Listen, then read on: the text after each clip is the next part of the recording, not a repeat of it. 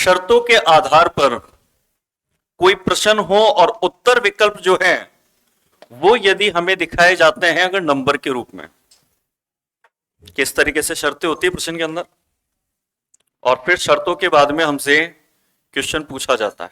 जैसे राजस्थान पुलिस के पेपर में आया था, इसके अलावा ये आईएएस के पेपर में आया था। क्वेश्चन सारे वही हैं जो एग्जाम में आए हुए हैं। काफी कुछ शर्तें यहां पर दी जाती हैं और उन शर्तों के बाद आंसर नंबर के रूप में होता है। और इन क्वेश्चनों में स्टूडेंटों को बहुत टाइम जाता है इन प्रश्नों को समझने में कि शर्तें है क्या। दिशा में आपको पता है कि किस तरीके से करना है, पहली लाइन पढ़ते ही डायग्राम बनाना स्टार्ट हो जाता है। न्याय वाक्य में आपको पता है, पजल में आपको पता है कि 7 व्यक्ति 6 व्यक्तियों के नाम लिख करके जानकारी को किस तरीके से बनाना है। मगर ये बिल्कुल नई चीज हो जाती हैं, इनको कैसे सोल्व करना है। इन सभी क्वेश्चनों को सोल्व करने के लिए प्रश्न की शर्तों को जब आप समझने बैठेंगे तो ये क्वेश्चन लगते हैं टफ। इनका आसान तरीका यहां पर एक्स वाई मान करके काफी जने इन प्रश्नों को हल करते हैं। एक्स वाई ना मान करके डायरेक्ट उत्तर मानो। आप रखोगे 122 और 122 उत्तर विकल्प रख करके और फिर इस प्रश्न को आप पढ़ोगे ना तो प्रश्न आपके एक ही बार में समझ में आ जाएगा। करके दिखाता हूं मैं, और एग्जाम कोई सा भी हो, कैसे क्वेश्चन आ गए हो। फिर 122 रख करके हम यहां पर समझेंगे और प्रश्न को पढ़ेंगे कि ऐतिहासिक स्थलों का भ्रमण करते हुए पर्यटक ने पूछा कि यह स्मारक कितना पुराना है। तो जो मार्गदर्शक था उसने पर्यटक को यह उत्तर दिया कि ये जो स्मारक है यह स्मारक 50 वर्ष से है अधिक पुराना, और इसकी सही आयु जो होगी ना इन विकल्प में से, वो सही आयु ऐसी होगी कि अगर 2 वर्ष पहले जाएंगे तो वो एक कैसी संख्या बन जाएगी, वर्ग संख्या। जैसे 2 का वर्ग 4, 3 का वर्ग 9, 12 का वर्ग 144, 11 का 121, ये वर्ग संख्याएं होती हैं। अगर सही आयु जो होगी ना उसमें से अगर 2 कम कर देंगे तो वो एक वर्ग संख्या बननी चाहिए। 122 से तो अगर 2 कम करते हैं तो 120 बनती है, मगर वो एक वर्ग संख्या होती नहीं है। 124 से भी अगर 2 कम करते हैं तो 122 एक वर्ग संख्या होती नहीं है। मगर 123 एक ऐसा विकल्प है जिससे अगर 2 वर्ष पहले चल जाएं तो 121 एक कैसी संख्या होती है। यानी कि अगर हम उत्तर विकल्प रख करके साथ में फिर प्रश्न को पढ़ेंगे तो बहुत ही आसानी से चीजें समझ में आएगी। अब आगे शर्त यह भी है कि अगर ये सही आयु है ना 123, तो 2 वर्ष पहले तो वर्ग हो, और यदि इसमें 2 वर्ष बाद जाएं तो ये घन संख्या होनी चाहिए। तो 123 में अगर 2 जोड़ देंगे तो ये बनता है 125, और 125 एक कैसी संख्या हो जाती है, घन संख्या। 5 का घन बन जाता है ये। तो यहां पर जो सही उत्तर है वो कौन सा हो गया, सी 123। और उत्तर बड़ी आसानी से समझ में आ गया। प्रश्न भी एक ही बार पढ़ने में समझ में आ गया। नहीं तो होता यह है कि ये इस तरह के प्रश्न है कि इन प्रश्नों को एक बार नहीं 2 बार पढ़ करके केवल इतना समझ में आता है कि शायद क्वेश्चन छोड़ना पड़ेगा, और हम इन प्रश्नों को एक ही बार में समझ सकते हैं। हमने कहा कि अगर छात्रवृत्ति कितनी है तो हमने कहा 200 रुपए है। हमने प्रश्न में सीधे ही पहला विकल्प रख लिया, जैसे मैथ्स में रखते हैं ना माना 100 माना x, उसी तरीके से यहां पे 200 रुपए हमने छात्रवृत्ति मानी। अब प्रश्न ये कहता है कि जो छात्रवृत्ति होगी ना, सही छात्रवृत्ति, उसका आधा हिस्सा जब कपड़े पे खर्च कर देंगे तो 200 का आधा हिस्सा कपड़े पे कितना खर्च होगा, 100 खर्च होगा। और फिर जो आधा बचेगा यानी कि 100 ही बचेगा, क्योंकि 200 में से 100 कपड़े पे चले गया, 100 बचा। अब उस 100 जो बचा था उसका आधा किताबों पे खर्च करेंगे तो कितना खर्च होगा, 50 खर्च होगा। 200 में से 150 खर्च हो गया। अब ये कहता है कि अब उसके पास बचने कितने चाहिए, मगर ये 200 रुपए जब रखे थे तो बचेंगे कितने, 50 बचेंगे। यानी कि ये उत्तर सही नहीं है फिर, क्योंकि उत्तर वो सही होगा जिसमें ये शर्त पूरी हो। अच्छा 400 सही है, ठीक है। तो 400 को रख करके जब यहां पर चेक करते हैं अगर 200 की जगह, तो 400 अगर रखते हैं तो 400 का आधा कपड़े पे खर्च करेंगे, 200 खर्च हो गया। अब जो 200 बचा उस 200 का जो आधा है 100 रुपए, 200 का आधा 100 रुपए किताब पे, और अब 100 रुपए बचेंगे। ये बिल्कुल सही है। अगर छात्रवृत्ति 400 होगी तो ये शर्त पूरी कंप्लीट होगी, पूरा प्रश्न कंप्लीट होना चाहिए, ऐसा उत्तर विकल्प लेना है। हमने यहां पे 400 में से 200 कपड़े पे और 100 किताबों पे यानी 300 रुपए खर्च कर दिए, तो 100 रुपए बच गए। ऐसे ही इस प्रश्न पे आते हैं, जिस क्वेश्चन को मात्र लगभग 15% स्टूडेंट थे जो समझ पाए थे एग्जाम में, जिनकी अच्छी खासी रीजनिंग में तैयारी होती है, मगर वो क्या करते हैं, इस क्वेश्चन को बहुत ध्यान से पढ़ते हैं 2 बार 3 बार। हम यहां डायरेक्ट उत्तर विकल्प रख देते हैं कि उसने पूछा था कि बताइए कि जो सही संख्या होगी फूल और मधुमक्खियों की, तो हमने कहा वो 2 तो फूल होंगे और 4 मधुमक्खियां होंगी। अब रख करके हम प्रश्न को पढ़ेंगे। अब यहां पर एक पेड़ पर मधुरस से परिपूर्ण कुछ तो फूल हैं और कुछ मधुमक्खियां हैं।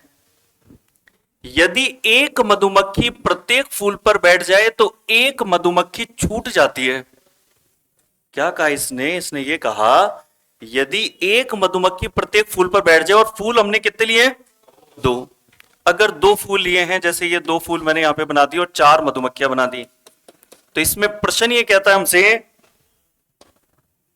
कि यदि एक मधुमक्खी प्रत्येक फूल पर बैठ जाए, तो देखो एक मधुमक्खी को प्रत्येक फूल पर बिठाया हमने। जब हमने एक मधुमक्खी को प्रत्येक फूल पर बिठा दिया, तो जो मधुमक्खियां हमारे पास बच रही हैं वो 2 बच रही हैं, जबकि वो ये चाहता था कि जो मधुमक्खी छूटनी चाहिए तो एक मधुमक्खी छूटनी चाहिए थी। यानी कि ये सही उत्तर विकल्प नहीं हुआ, क्योंकि सही उत्तर विकल्प होगा तो पूरा प्रश्न हम एक्यूरेट पढ़ पाएंगे। तो फिर मधुमक्खियों की संख्या और ये चेंज करते हैं अपन, चेंज करके 3 और 2 रख देते हैं बी ऑप्शन के तहत, कि 3 तो फूल रख दें और 2 मधुमक्खियां रख दें। अब अगर 3 फूल और 2 मधुमक्खियां रख दें, और अब यदि हम एक मधुमक्खी को प्रत्येक फूल पर बिठाएं, तो मधुमक्खी छूटेगी क्या? छूटेगी नहीं, बल्कि क्या छूटेगा? फूल छूटेगा। यानी कि ये भी सही नहीं है। सी सही है, ठीक है। तो ये बहुत जल्दी सोल्व कर रहे हो आप, मैं तो सेकंड वाला करा रहा हूं, आप सही उत्तर पे आगे खुद ही बता पा रहे हो कि भाई ये उत्तर सही होगा। तो ये होता है प्रश्न का सही तरीके से समझ आना। यानी कि प्रश्न समझने में तो हमें कोई दिक्कत आई नहीं रही, जबकि अन्य प्रकार के प्रश्नों में सबसे बड़ी समस्या ही इस प्रश्न को पढ़ के समझने की होती है कि एक बार प्रश्न को पढ़ा, सही तरीके से समझ में नहीं आया कितने फूल कितनी मधुमक्खियां होनी चाहिए जिससे कि दुगनी हो जाए, आधी हो जाए, क्योंकि ऐसे घुमाता है। अब सही उत्तर जैसा आप कह रहे हैं 3 तो फूल हो जाएं, और 3 फूल के बाद में मधुमक्खियां इसमें लिखी हुई है 4। अब यदि एक मधुमक्खी एक फूल पर बैठ जाए, ये बिठा दिया हमने, तो एक मधुमक्खी छूट जाती है, जैसे कि उसकी शर्त थी वो पूरी हो गई अब। और शर्त आगे भी है, आगे शर्त यह है कि यदि 2 मधुमक्खियां प्रत्येक फूल पर बैठे, अगर कि 2 मधुमक्खियां एक फूल पर, 2 मधुमक्खियां एक ही फूल पर, तो फिर प्रश्न कहता है कि फिर एक फूल छूटना चाहिए, तो फिर एक फूल छूट जाएगा, क्योंकि ये दोनों मधुमक्खियां इस फूल पर, ये दोनों मधुमक्खियां इस फूल पर, तो एक फूल छूट जाता है। तो प्रश्न की सारी शर्तें पूरी हो जाती है अगर यहां विकल्प ये रखा जाए सी वाला कि 3 तो फूल हो और 4 मधुमक्खियां हो। ऐसे ही प्रश्नों में ये वाला क्वेश्चन, राजस्थान पुलिस के पेपर में एक क्वेश्चन आया था जिसमें कि इस तरीके से शर्तें दी गई थी और फिर नंबर दिए गए थे कि कौन सा नंबर रखने से ये शर्तें पूरी होगी। तो नंबर हमने रखा 3 सबसे पहले, कि पूछा गया था कितने फल चुराए, तो हमने कहा 3 चुराए एक बार, तो क्योंकि ये रखते ही प्रश्न हमारे समझ में आ जाएगा। 3 फल चुराए और चुराने के बाद पहले चौकीदार को चोरी किए गए फलों में से आधे जो फल थे वो दे दिए। अब 3 तो एक विकल्प ही ऐसा है कि 3 से आधा फल बैठता नहीं है, क्योंकि 3 का आधा होता है 1.5, तो ये तो होगा नहीं। अब गए दूसरे ऑप्शन पे, यानी कि 6 पर। अगर यहां पे 6 फल यदि उसने चुराए हों, तो पहले चौकीदार को चोरी किए गए 6 फलों का आधे फल अगर देगा तो 3 देगा। 3 फल इसने आधे के रूप में दे दिए, और इसके पास में जो है अब आगे एक शर्त और थी, किंतु एक फल वापस भी ले लिया। पहले चौकीदार को चोरी किए गए 6 फलों में से आधे दे दिए 3, मगर 3 में से उसने एक वापस ले लिया, तो अब उसके पास कितने हो जाएंगे? 4। क्योंकि 6 में से 3 देने के बाद 3 तो बचे थे, मगर उसने एक और ले लिया, तो 4 उसके पास हो गए। अब 4 फल उसके पास है, पहले 6 थे अब 4 हैं। इसी प्रकार दूसरे व तीसरे चौकीदारों को भी उसने चोरी के जो उपलब्ध फल है, जैसे अब 4 उपलब्ध हैं, उनमें से आधे फल दे दिए। 4 का आधा यानी कि 2 दे दिए, और देने के बाद एक फल वापस भी ले लिया। अब 4 में से 2 दे दिए, 2 बचे थे, मगर एक लेने के बाद वापस 3 हो गए। मगर अब इस तरीके से फल कम होते जाएंगे, 6 4 2, मगर लास्ट की लाइन आप पढ़ोगे तो ये कहता है कि अंत में उसके पास उतने ही फल बचे जितने उसने चुराए थे। जितने फल चुराए थे उतने के उतने ही बचे, जबकि वो फल चुराए गए में से आधे फल दे रहा है और एक ही ले रहा है। अब यदि वो आधे का मतलब एक ही दे तो एक तो वापस ले लेगा, और अगर आधे का मतलब एक ही देगा और एक वापस ले लेगा तो फिर जितने फल चुराए होंगे उतने ही उसके पास अंत में मिलेंगे। तो यहां सही उत्तर कौन सा होगा? सी वाला 2, क्योंकि यहां पर यदि हम 2 फल टोटल मानेंगे तो फिर 2 का जो आधा होता है वो होता है 1, और यदि टोटल 2 ही फल चुराए थे और यदि आधा यानी कि 1 फल यदि देता है तो प्रश्न की शर्त यह थी कि 1 फल अगर देता है तो वापस भी 1 ही फल ले लेता है। तो 1 उसने दिया था, 1 वापस ले लिया। अब चाहे चौकीदार यहां पर पहला था, दूसरा हो, तीसरा हो या कितने पड़ जाए, अगर 2 का आधा 1 दे करके 1 लेता रहेगा तो कितने चौकीदार हो, अंत में उसके पास में जो फल है वो 2 के 2 ही बचेंगे। तो यहां पे इसके अंदर जो सही आंसर है वो है सी वाला।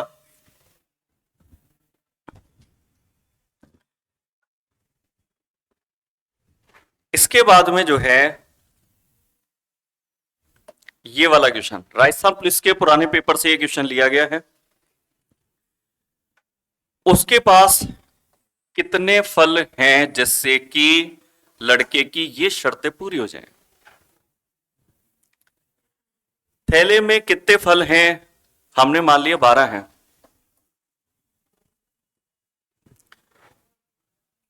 अब वो ये कहता है, उसने ये उत्तर दिया कि थैले में जो टोटल फल होंगे ना, उनमें से 6 को छोड़ करके सभी सेब होने चाहिए। अगर कुल फल हमने 12 माना है तो 12 में से 6 को छोड़ दें तो 6 सेब होने चाहिए, ये मतलब निकला। 6 को छोड़कर सेब हैं तो 12 अगर कुल थे उसमें से 6 को छोड़ दें तो 6 सेब हो गए। और यही बात उसने केले के लिए भी कही और यही बात उसने आगे अमरूद के लिए भी कही है कि जो कुल फल हैं 12, उसमें से 6 को निकाल दो तो सारे के सारे केले होंगे। तो 12 में से 6 निकाल देंगे, 6 केले होंगे और 6 ही अमरूद भी होंगे। अब कुल फल तो हम 12 कह रहे हैं, मगर जब केले, अमरूद और सेब को जोड़ रहे हैं अलग अलग तो 6 6 दूनी 12, 36 18 आ रहा है, यानी कि ये गणित बैठी नहीं। तो ये नहीं बैठी तो आगे फिर 18 को रख देते हैं इसमें। 18 यदि रख दें तो 18 में से 6 छोड़ के सभी सेब हैं, तो 18 में से 6 को छोड़ दें तो कितने सेब होंगे? और 12 ही केले होंगे और 12 ही अमरूद होंगे। 18 टोटल हैं, मगर एक बार अलग अलग जोड़ के देखो, सेब केले अमरूद वास्तव में टोटल कितना हो रहा है तीनों का मिला के?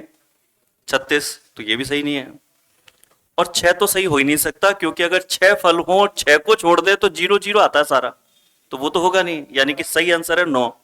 अब 9 को रख करके अगर इस प्रश्न को समझेंगे तो पूरा फिट हो जाएगा ये। जैसे 9 अगर टोटल फल हैं तो 9 फलों में से 6 को छोड़ने का मतलब है कि 3 बचेंगे। 9 में से 6 को छोड़कर सभी सेब हैं, यानी कि 3 सेब हो गए, 3 ही केले हो गए और 3 ही अमरूद हो गए। अब यदि अलग अलग भी फलों को जोड़ेंगे, सेब केले अमरूद को, तो 9 आएगा, और जो कुल फल हमारा आंसर है वो भी 9 है। तो यहां पर इसका जो सही उत्तर विकल्प है वो इसमें होगा डी वाला। एक आपके कभी कभी एग्जाम में अन्य प्रकार के प्रश्नों से प्रश्न आता है कि किसी पार्टी में 20 लोग गए, यदि उन्होंने एक दूसरे को गिफ्ट दिया तो कुल कितने गिफ्ट दिए गए? या किसी पार्टी में गए हुए लोगों ने एक दूसरे से हाथ मिलाए, तो अगर ये लोग 20 थे या 10 थे तो हाथ मिलाने की प्रक्रिया कितनी बार हुई? इस तरह का प्रश्न आता है। इसका बेसिक देख लेते हैं, बाकी तो फॉर्मूला तो खैर होता ही है, मगर बेसिक तरीके से इस वाले क्वेश्चन को देखें अगर अपन, तो बेसिक तरीके से अगर देखें इस क्वेश्चन को अपन, ये तो क्वेश्चन मैंने करा ही दिया था पिछली क्लास में आपको। अगर 5 लोग अपन लें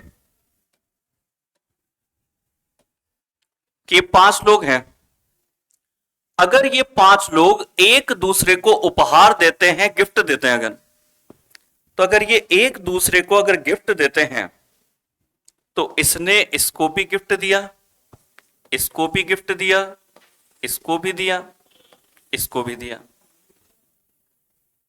और ये जो पर्सन होगा ये भी बाकी के चारों को गिफ्ट देगा।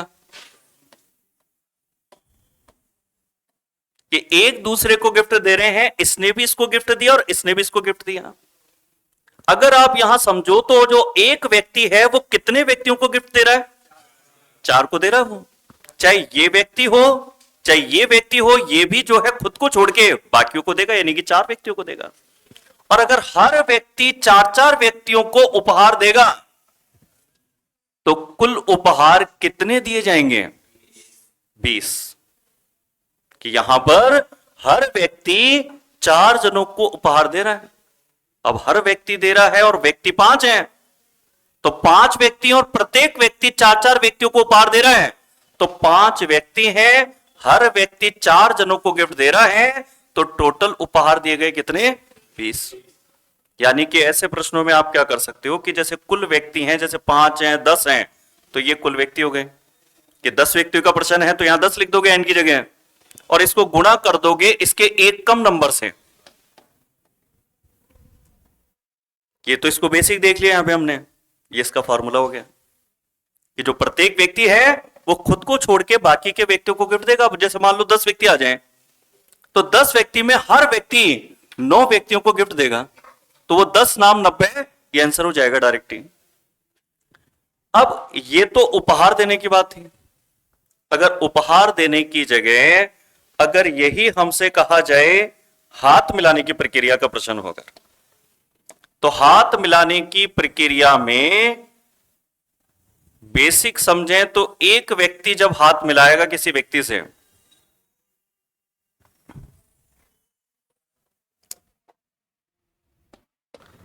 जैसे ये व्यक्ति है, इसने हाथ मिलाया 4 व्यक्तियों से, मगर जो दूसरा व्यक्ति होगा ना, अब वो जो है बचे हुए 3 से ही हाथ मिलाएगा।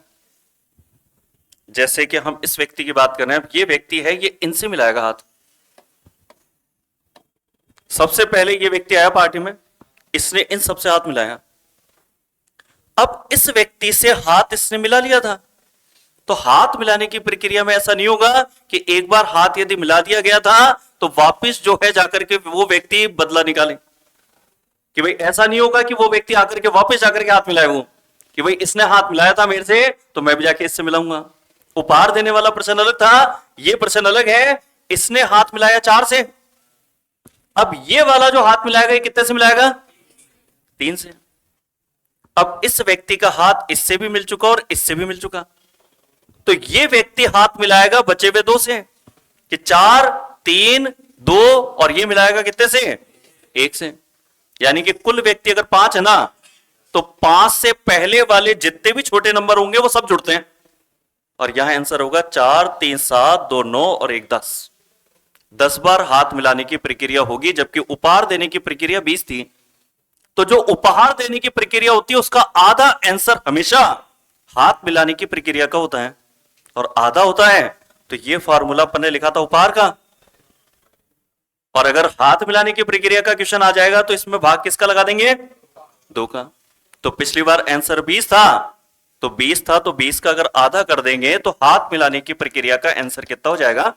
10। तो जब भी इस तरह के क्वेश्चन आते हैं तो बेसिक समझ तो अपन ने देख ही ली, बाकी फॉर्मूले के रूप में करना चाहें तो फॉर्मूले से इस तरीके से कर सकते हैं। एक क्वेश्चन जो बहुत ही अच्छा सा क्वेश्चन है, राजस्थान पुलिस के पेपर में आया था और एक बार 2017 में आईएएस के पेपर में आया था, ये वाला क्वेश्चन। ये भी बहुत घुमाने वाला क्वेश्चन है और एक जनरल इंटेलिजेंस का क्वेश्चन है। प्रश्न की शर्त है कि एक मल्लाह के पास नदी पार करने के लिए एक तो घास का गट्ठर है, एक बकरी है और एक शेर है। एक मल्लाह के पास में तीन चीजें हैं, घास का गट्ठर, बकरी व शेर। नाव में एक बार में घास का गट्ठर, बकरी व शेर में से किसी एक को ही रखा जा सकता है। नाव की जो क्षमता है वो क्षमता है कि किसी भी एक को रख करके ही नदी पार कराई जा सकती है नाव के द्वारा। अब यदि एक एक करके वो शेर, बकरी और घास के गट्ठर को अगर नदी पार कराता नाव के द्वारा, तो सबसे अंत में मल्लाह द्वारा नदी किसको पार कराई जाएगी और सबसे पहले किसको कराई जाएगी? बकरी को। ठीक है, सबसे अंत में शेर को। चलो अब आते हैं, मान लीजिए कि नदी के इस किनारे से इस किनारे पे जाना है और इस किनारे पर उसके पास में पड़ा है घास का तो गट्ठर पड़ा है, शेर है और बकरी है, और मल्लाह यदि इनको नदी पार कराता है तो ये एक नाव हो गई।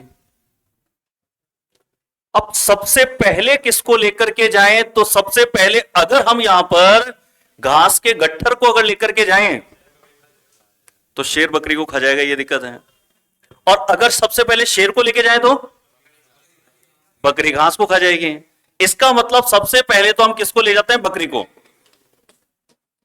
सबसे पहले हम लेकर के गए बकरी को छोड़ दिया हमने उधर। अब बकरी को उस साइड हमने छोड़ दिया, तो अब ये बताओ जो नेक्स्ट हम लेकर के जाएंगे वो किसको लेके जाएंगे? घास के गट्ठर को छोड़ दें बकरी के पास, फिर शेर को ले चलते हैं उधर बकरी के पास। दोनों में डर है।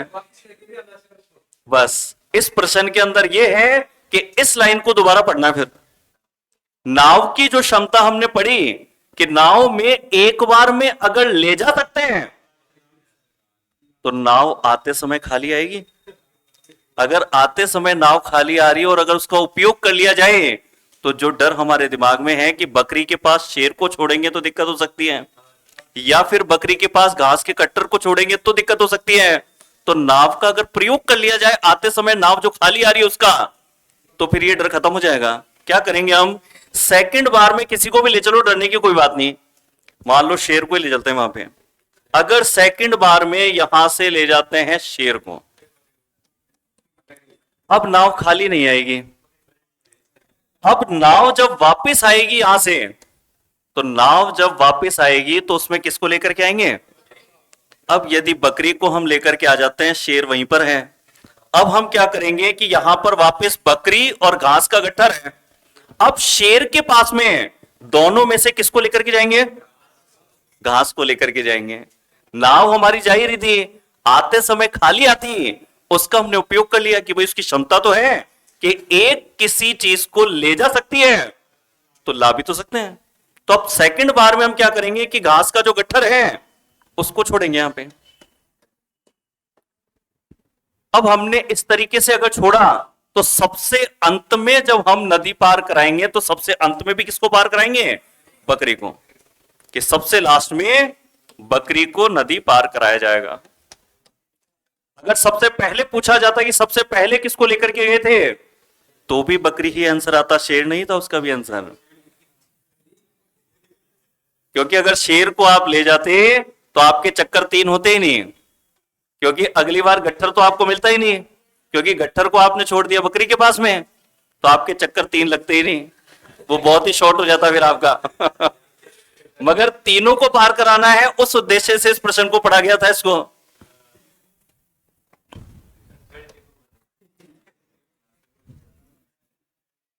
एक जो है इस वाले क्वेश्चन का अगर एनालिसिस करें अपन कि यहां पर डायग्राम के अंदर कुछ वजन या कुछ तोल टाइप के से दिखाया गया है कि ये इतने के बराबर है, तो अगर एक पंचभुज जो है वो दो त्रिभुजों के बराबर है,